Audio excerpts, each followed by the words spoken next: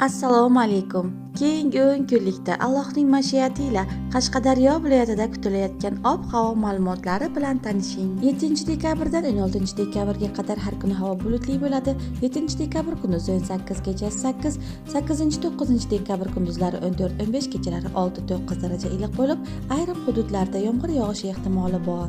10-dekabr kunduzi 16 kechasi 7 daraja iliq qisman bulutli, 11-dekabr nisbatan havo iliq kunduzi 20, kechasi 8 daraja iliq bulutli bo'lishi kutilmoqda. 12-13 dekabr kunduzlari 14-15 kechalari 5 daraja iliq asosan bulutli bo'ladi. 14-dekabr kunduzi 13 kechasi 3 daraja iliq bo'lib, yomg'ir yog'ishi ehtimoli bor. 15-16-17 dekabr kunlari nisbatan havo sovuq bo'lib, kunduzlar 8-10 kechalari 0-3 daraja sovuq bo'lishi ehtimoli bor. Har qanday ob-havoda ham sizni yaxshi kayfiyat tark etmasin. Salomat bo'ling azizlarim.